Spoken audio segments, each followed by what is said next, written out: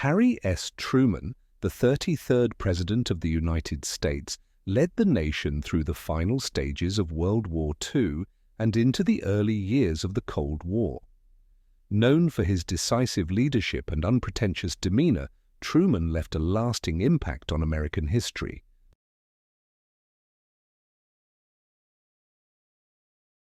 Truman was born on May 8, 1884, in Lamar, Missouri, to John Anderson Truman and Martha Ellen Young.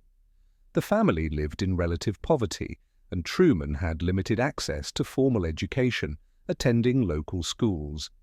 Nevertheless, he developed a strong interest in history and classical studies, reading extensively as a young man. Truman never graduated from college, but his commitment to self-improvement was evident throughout his life. In 1905, Truman began working in various jobs, including as a timekeeper for a railroad company, and later opened a haberdashery with a friend in Kansas City. The store failed in 1922, but Truman's political ambitions began to take shape around this time. He was inspired to enter politics by his admiration for local Democratic leader Tom Pendergast. Truman's political career began in 1922 when he was elected as a county judge, a position similar to a county commissioner, in Jackson County, Missouri.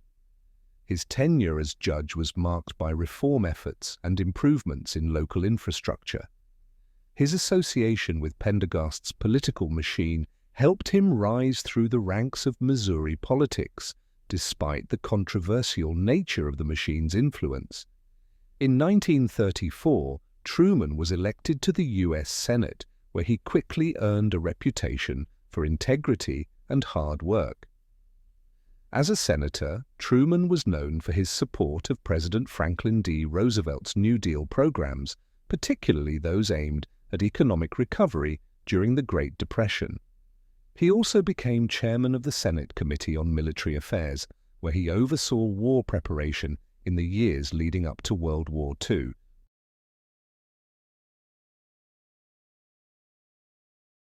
In 1944, following Roosevelt's decision to run for a fourth term, Truman was chosen as the Democratic nominee for vice president. His selection was largely a political move by Roosevelt's campaign managers, as Truman was seen as a moderate and a compromise candidate who could unite various factions of the Democratic Party. Truman assumed the vice presidency on January 20, 1945. His tenure was short and largely uneventful, as Roosevelt, gravely ill, was confined to his duties with little involvement in day-to-day operations. On April 12, 1945, less than 3 months into his vice presidency, Roosevelt died unexpectedly from a cerebral hemorrhage, and Truman became the 33rd President of the United States at the age of 60.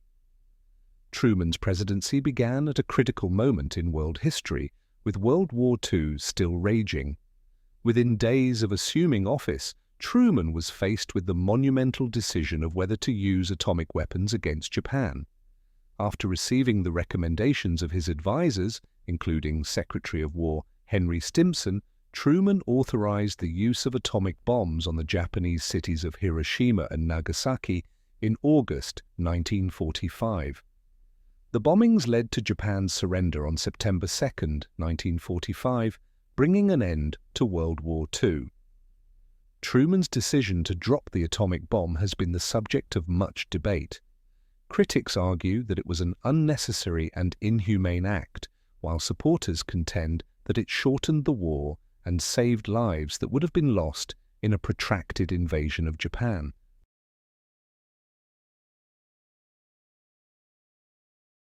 With the end of the war came the beginning of the Cold War, a period of geopolitical tension between the United States and the Soviet Union. Truman was instrumental in shaping the early years of the Cold War. In 1947, he introduced the Truman Doctrine, which pledged U.S. support for countries resisting communism, marking the start of America's policy of containment. Truman also oversaw the implementation of the Marshall Plan in 1948, a massive aid program designed to rebuild war-torn Western Europe and prevent the spread of communism. The plan provided more than $12 billion in economic assistance and helped stabilize European economies, making a significant contribution to the long-term recovery of Western Europe. Another key event during Truman's presidency was the Berlin blockade of 1948 to 1949, in which the Soviet Union attempted to cut off access to West Berlin. In response, Truman ordered the Berlin Airlift, a massive operation in which the US and its allies supplied the city with food and fuel via air transportation. The blockade was eventually lifted, and the airlift was hailed as a major victory for the Western powers.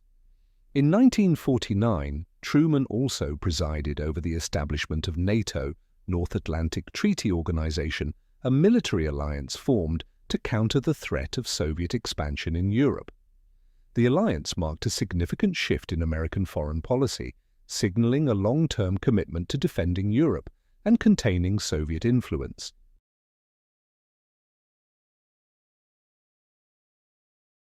Domestically, Truman faced the challenge of transitioning the country from wartime production to a peacetime economy.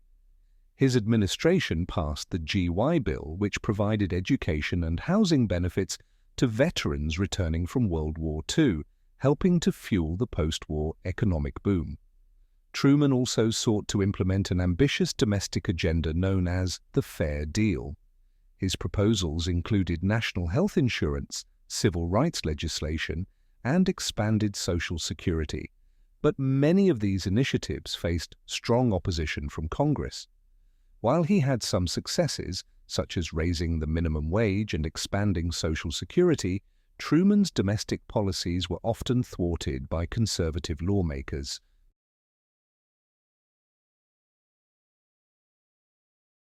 In 1948, Truman faced a tough re-election battle.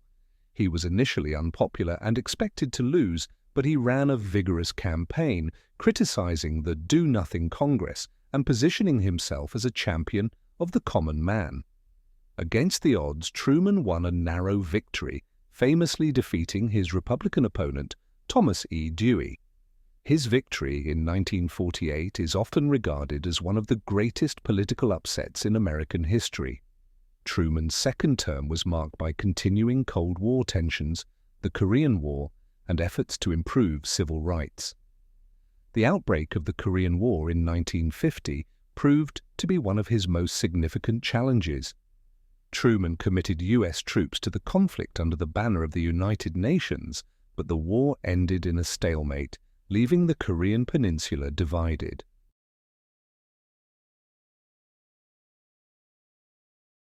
In 1952, with his popularity declining, Truman chose not to seek a third term. He left office on January 20, 1953, and retired to Independence, Missouri.